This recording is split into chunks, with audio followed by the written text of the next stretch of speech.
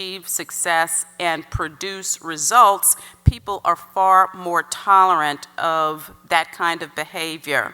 My thinking, though, is that success, power, they're not a license that enable you to engage in malevolent activities or to treat people with disrespect.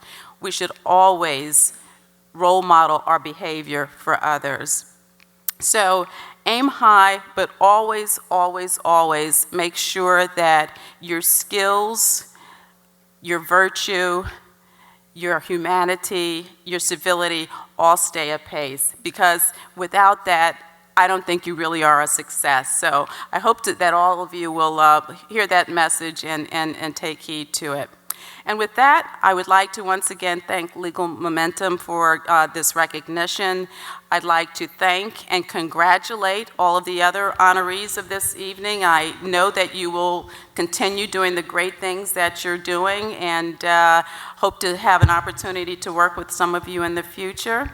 I'd like to thank all of the law firms who came out to support me today, and more importantly, to support the great work of the Legal Momentum organization. Every dollar you spent here today will go a long way. And speaking of dollars, I hope none of you are thinking about sending me a bill for the time you're here today, but I think you all know better. Next, I'd like to thank my friends and colleagues from Xerox, my fellow Xeroids, as we tend to call ourselves. It's you and others like you who have kept me at Xerox for 29 years. And as I stand up here and look at you, it reminds me of the great things that we can do as a team. And it also reminds me of how much I rely on and depend on each of you. And I really and truly appreciate everything that you do. And last but not least, I'd like to thank my family, my son Warren, who is a graduate student at Columbia, but has somehow managed to recently move to Virginia, is not able to be here today, but my daughter Dana is here, and my husband Fred, we've been married for almost 32 years, he's here as well. I want to thank them for being here with me today, but more importantly, I want to thank them for always being with me throughout my life. I love you, you're the light of my life. And thanks to everyone else, and enjoy the rest of the lunch. Please welcome Deborah McWhinney, 2010 Aiming High honoree.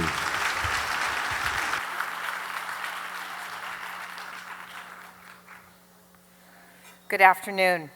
I'm Deborah McWhinney. I'm from Citibank. I was a former well, I guess I am an awardee of this a couple of years ago, but I get the distinct honor today of introducing Suni Harford. Suni works with me at Citibank, and she's head of our markets group for North of America. And you can read all about that in the program, but I'm going to give you a little bit more color about Suni. So first of all, another colleague of ours, Jane Fraser, who was awarded last year, and I were going to have to arm wrestle to decide who was going to introduce Suni. Jane had to be out of the country, so woohoo, I didn't have to have any physicalness to get this honor. But Jane did want me to pass on her congratulations to Suni. She's was really sorry she couldn't be here.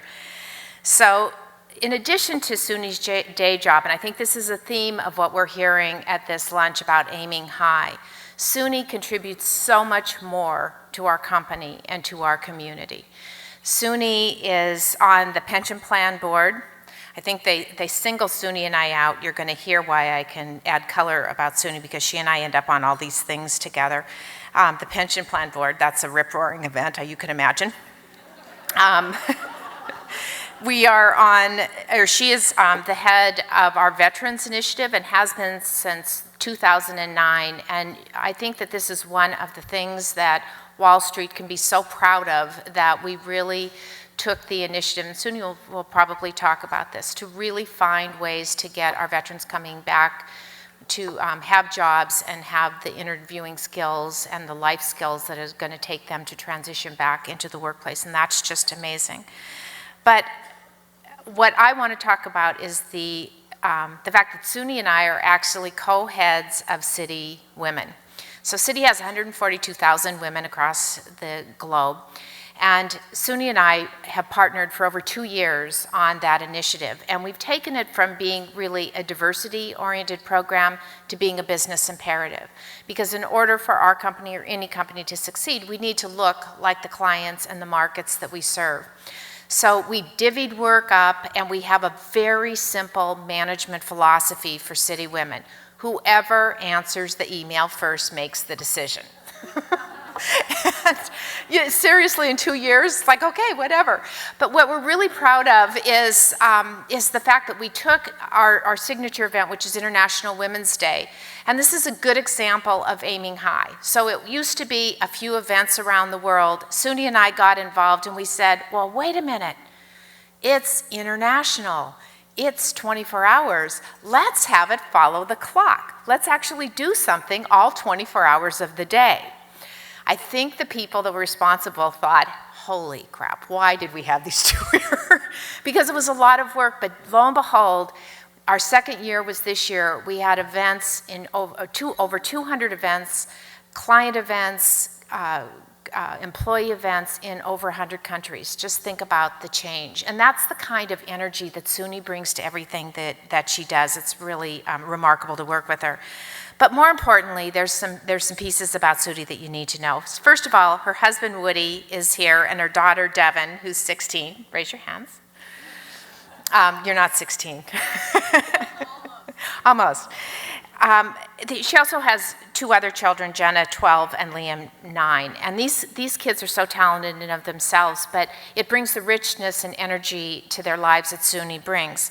They all play classical guitar. How cool is that? Can you imagine like being at their family house?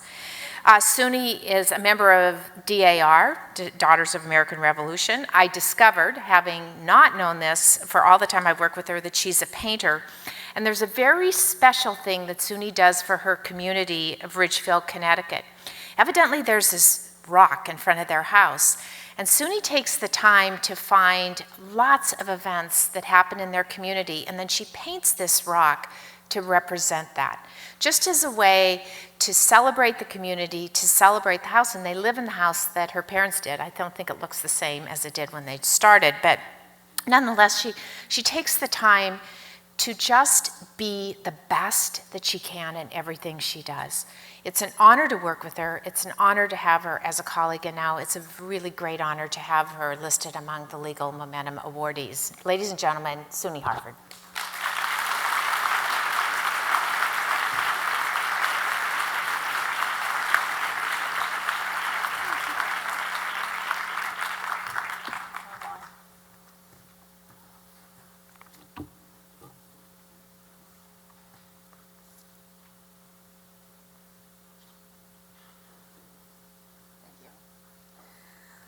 Okay, I got to put that a little bit into context. The Rock, I can't believe she talked about The Rock. The Rock, for the record, so when the Ridgefield Public Library was doing a fundraiser, The Rock was painted with a margarita because it was a Cinco de Mayo party. So it's not as high-end as you might think. Thank you, Debbie. Thank you to Luncheon co-chairs and the members of the Benefit Committee and all of my colleagues at Citi who are here with us today. It really is an honor, and the more I meet these women that are up here with me today, the more humbled I am to be here. So thank you all very, very much.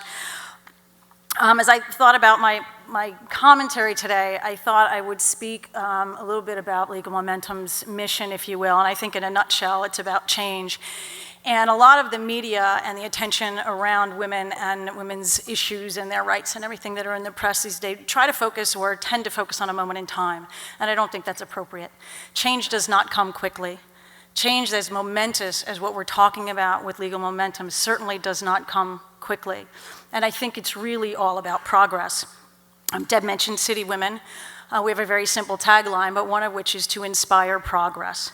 Citi has an extraordinary and yet very simple mission, and that is to enable progress. Because progress is the only way you're going to measure whether or not you're moving forward. So the question becomes, have we made progress on the issues facing us around the world today, particularly as it respects providing security to women and girls? So let's think about the world at large for a moment. The only thing Deb didn't tell you is that I was an actuary before I became a banker. So the actuary in me is very comfortable with statistics, so if you'll bear with me. Nearly 1 billion women will enter the workforce in the coming decade, fundamentally shifting how the world works.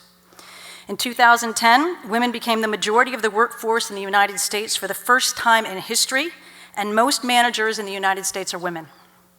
For every 2 men getting a college degree in the United States, there are 3 women. In China, 64% of GMAT takers are women.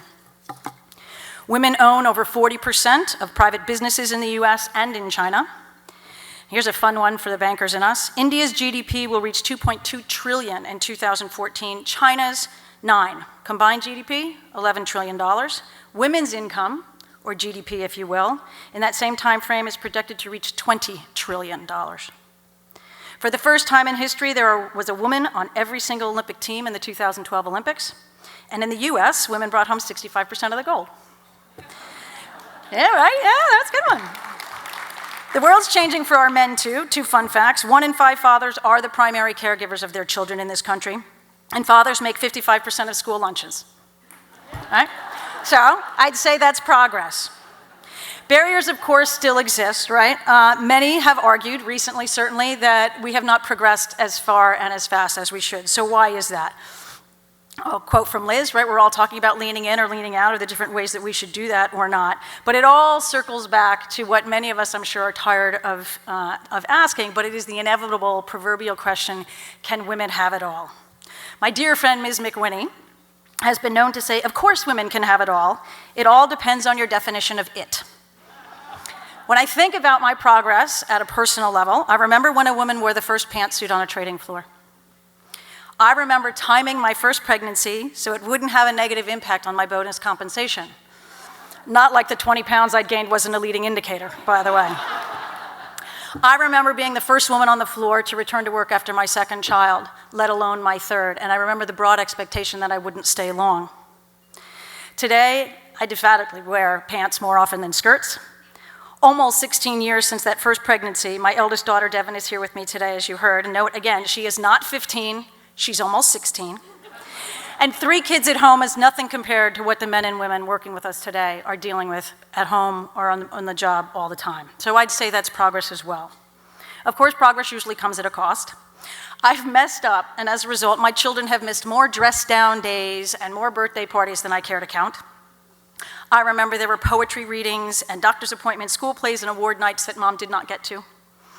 Surely I am the mom that other school moms refer to when they complain about the mom who never RSVPs on time, right? She never volunteers at the book fair, and she brings store-bought cupcakes to the bake sale. Who's with me, right? Yeah, absolutely, right? But I also remember the hurt when my sister-in-law told me that she had to stay home when she got to that point in her career because she loved her kids. I remember my first boss and mentor and such a great friend looked at me when he found out that I was engaged and we were talking about being a working mom, and he assured me that when that time came, I wouldn't have any issues because I would surely stay home and do the right thing. But, good side of all of this, right? The resultant true partnership I have with my husband, Woody. I'm gonna cry, sorry. I have an 8-year-old son who proudly tells his friends that dad cooks in our house, not mom. I'm not sure why I should be proud of that, but I am, right? I now know that you can teach algebraic equations to a 12-year-old over the phone, and as it turns out, it's actually better, because then I can't see her when she rolls her eyes at me when I say something obvious, right? And then there was the email from a school parent who sent me a note at work one day congratulating me on a recent promotion I had at work, and I did not understand how she could possibly know that. Turns out my daughter was bragging about dear old mom at school. Yeah, right? See, yeah, right? Mostly there are the many, many opportunities I've been given with my career to pay it forward, if you will, to do some other things, to work with a veterans cause that results in an initiative like City Salutes or Veterans on Wall Street, to work with a partner like Deb McWhinney and the challenge of representing 142,000 women around the globe, opportunities to organize a fundraiser for wounded warriors, a suit drive for women, launch a leadership program at work. One of my favorite opportunities, the City Foundation was given an opportunity, and I was asked to do the introductory remarks for a panel discussion where Gloria Steinem, Lakshmi Puri, and Mary Robinson were all speaking about the inequities of gender inequalities around the globe. I was very excited about it, and I was talking about it at home when my almost 16-year-old daughter said, "Who's Gloria Steinem?" Suffice it to say, in the end, half the Hewitt School was in the auditorium with us that day, and I promise none of those girls will ever forget who Gloria Steinem is again. All right. More than anything, what I've been given is the opportunity to learn and to teach and learn from everybody that I work with every day. So for that, I am most thankful. So in the end, Dev, I'm not really sure what it is, but I'm pretty darn sure I found it. We are here today because the progress that I've spoken about is not universal.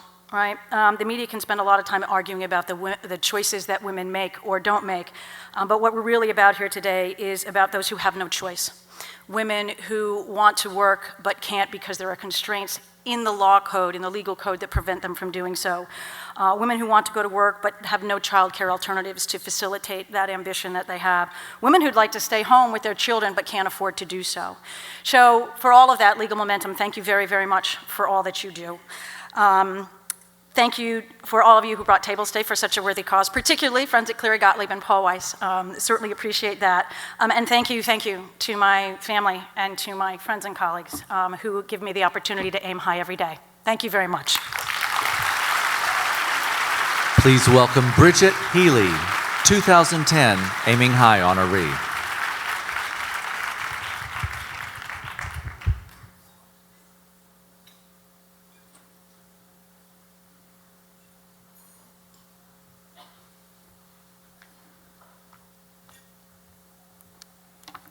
Good afternoon.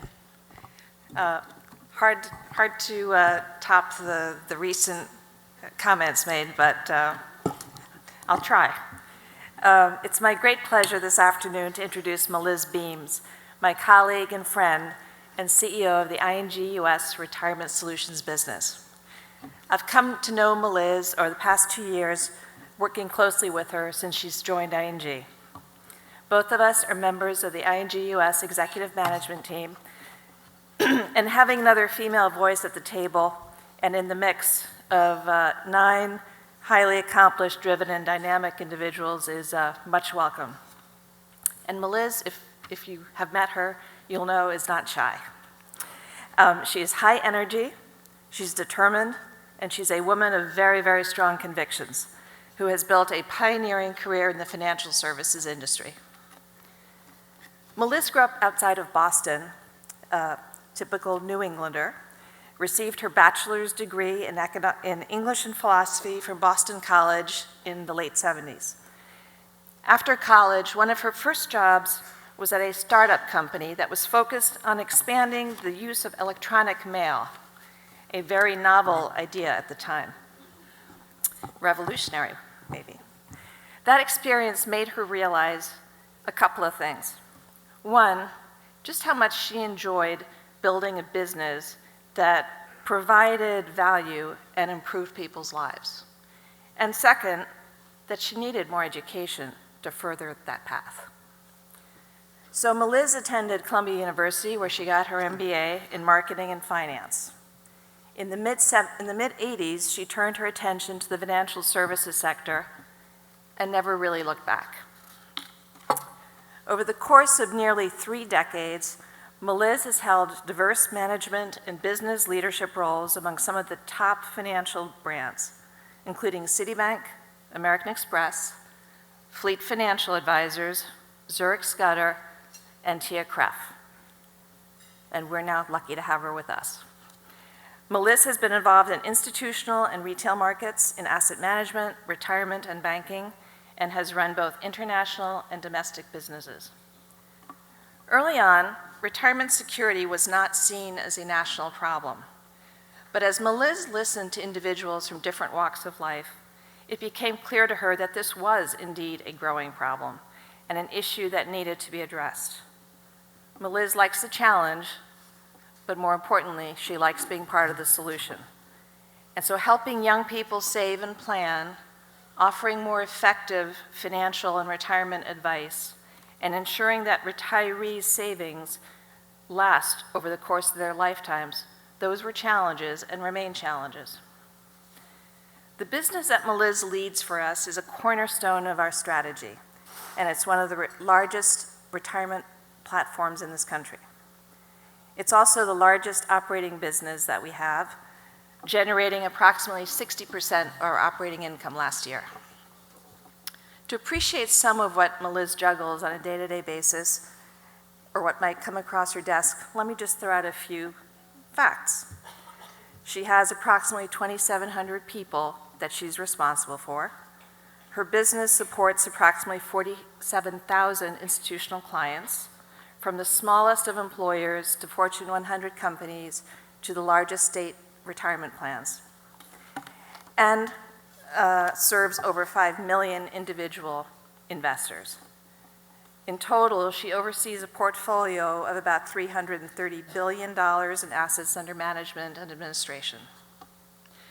And I'd be remiss not to mention that Meliz has been doing all this in the midst of a rather profound transformation that we've been undergoing as a company. In the last couple of weeks, we rebranded and renamed ourselves Voya Financial. And last Thursday, we IPO'd our company on the New York Stock Exchange, and so we're now ING US transitioning to Voya Financial. What is most compelling about Meliz, though, and the reason she's so deserving of this Aiming High Award, is her genuine passion and commitment to her work in the retirement sector. She aims high to help her customers establish and protect their financial security. And when she's not immersed in the strategy and execution of her business, she is immersed at the national level on the broader policy issues and discussions regarding retirement challenges. Meliz is keenly aware and focused on the obstacles that many groups, but particularly women, face when it comes to building their own future retirement security. And she seeks to offer distinctive service, advice, and solutions to meet those needs. Meliz really personifies the mission of ING US, which is to guide Americans on their journey to greater retirement success and readiness, and to make a secure financial future possible, one person, one family, and one institution at a time.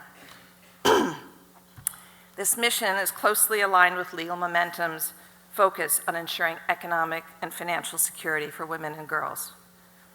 As you might expect, Meliz did not achieve what she has overnight, and she did not achieve it without an exceptional amount of hard work, commitment, and unflagging family support. Like many female executives who grew up in our era, opportunities weren't always so easy to come by. But over the course of 30 years, Meliz persevered in our highly competitive and traditionally male industry. She has demonstrated what it means to persevere, to see opportunity, and to seize new challenges. As Meliz frequently points out, we have entered unprecedented times. The confidence that working Americans have about retiring with security and dignity, or even retiring at all, is at an all-time low. This serious national issue, one that can be even more acute for women due to continuing gender income disparities, time spent away from work as primary caregivers, and longer time spans. But despite these challenges, Meliz has seized this as a watershed moment to create greater financial empowerment and an opportunity to help individuals take control of their future. Meliz also believes in giving back, so she's active in her free time when she's not on her day job on a number of not-for-profit boards outside the workplace, including the New England Aquarium, the Columbia Business School Advisory Board, Junior Achievement Worldwide, and the Board of Governors of Mount Auburn Hospital. Meliz is a woman who truly enjoys and believes in her work and in aiming high, both in and outside of the workplace. Last but not least, I want to recognize Meliz's family and their importance to her and her perspective, focus, and continued success. In particular, her best friend and husband, Jim, who's here today, and her 3 children, Keaton, Robert, and Morgan Lee, and Keaton is also here today. So I know Meliz is delighted to share this day with them and values their presence continuously, not only today, but every day in her life. Please join me in congratulating and welcoming Miz Beams.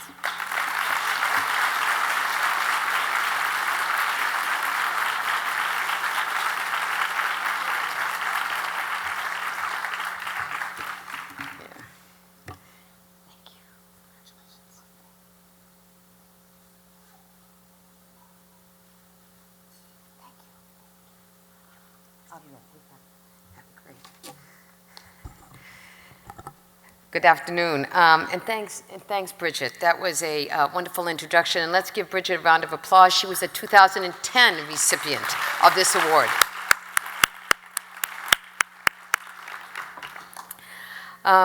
It is really an honor to be here with all of you today receiving this Aiming High Award.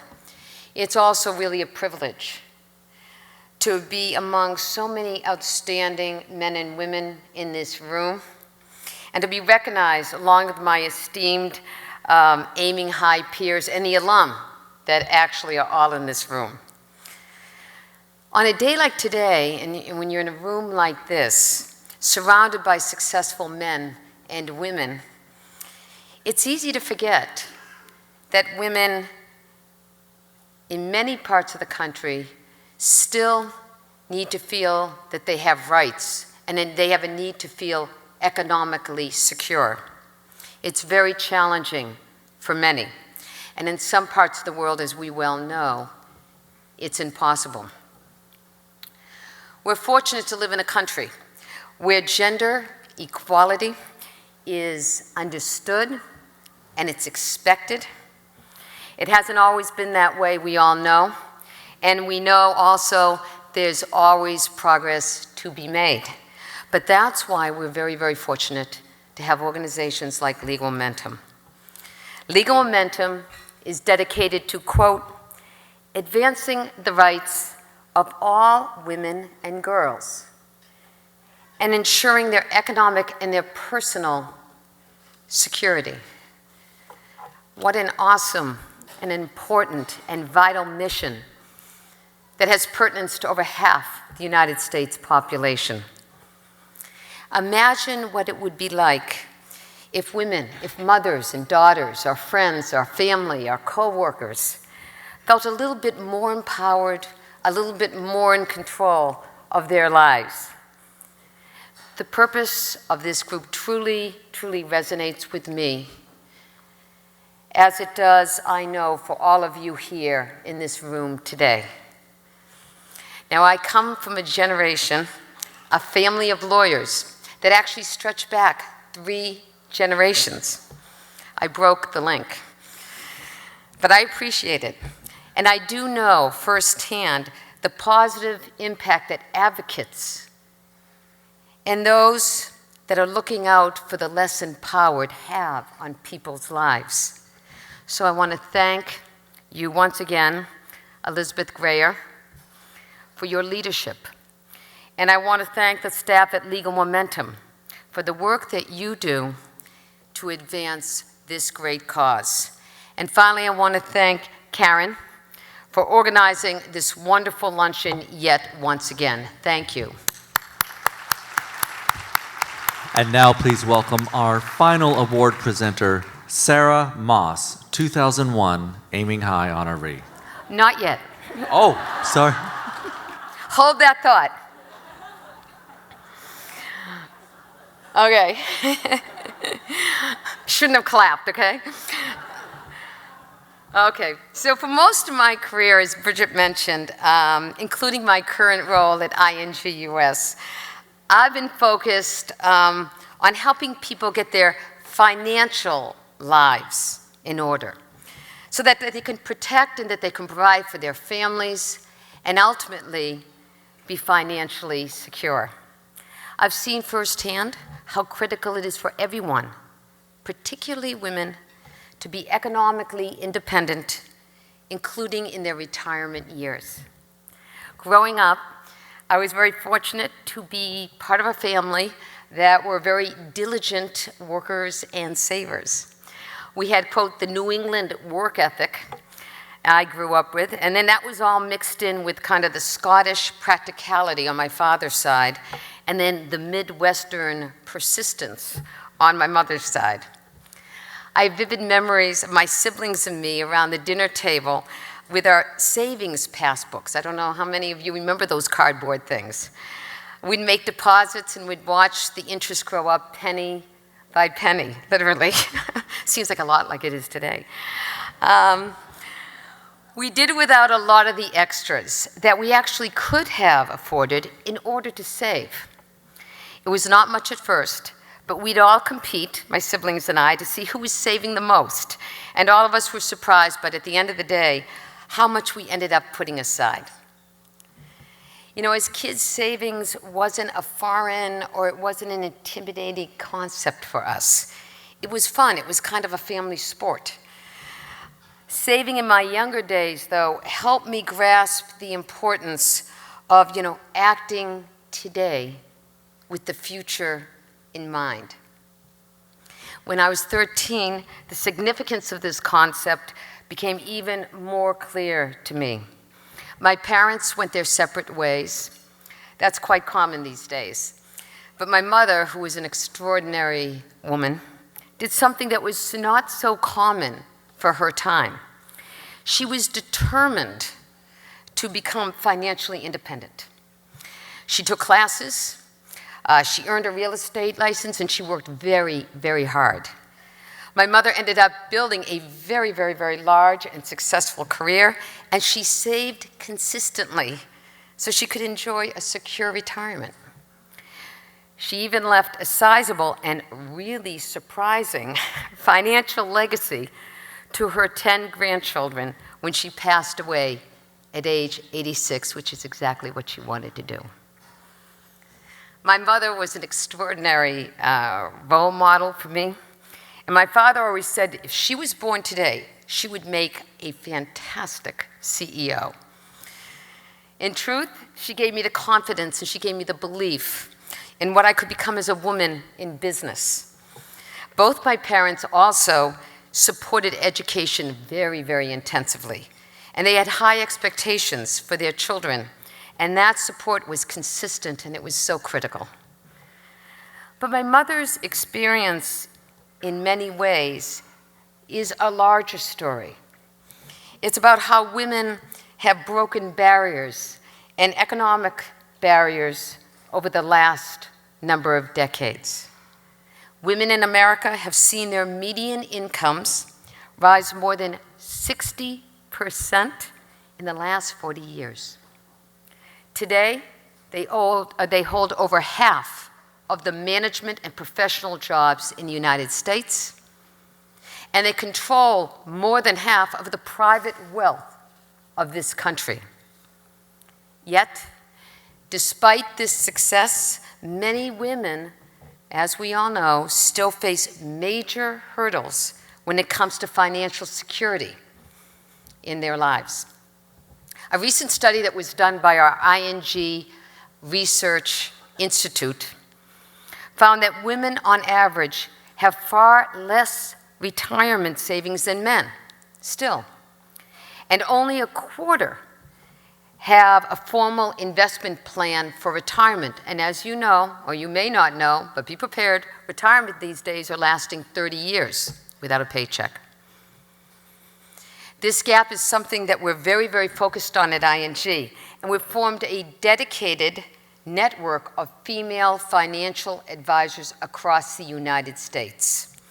They help us continuously sharpen our programs and respond better and more effectively and more quickly to the needs of women. We also support financial literacy that is meant to help everyone, but particularly women, gain the essential tools to pursue economic certainty and security. While helping today's working Americans get financially secure is only part of the challenge, we also have to engage the next generation, and we have to do that as early as possible. That's why ING is proud to support programs like our pioneering ING Girls Investment Club, which is now rolled out across the country. The program gives teenage girls hands-on investment experience, and they get to keep their gains in the form of college scholarships. We have come a long way from the savings passbooks that I grew up with, thank God. But honestly, when you see the excitement in these girls' faces as they research their investments and they make their investment decisions and they watch their money grow, you realize for the next generation of women, honestly, there really are no limits, and that's fantastic. This is just one example of how my role at ING intersects with my own passion. I truly enjoy and I believe in my work and being part of a solution that can address the great retirement challenge that we all are facing. The opportunity to help tens of thousands of institutional clients and millions of individual customers plan and save more for their retirement at a time when they need us the most is really an incredible opportunity, and I'm very fortunate to be a part of it. As I think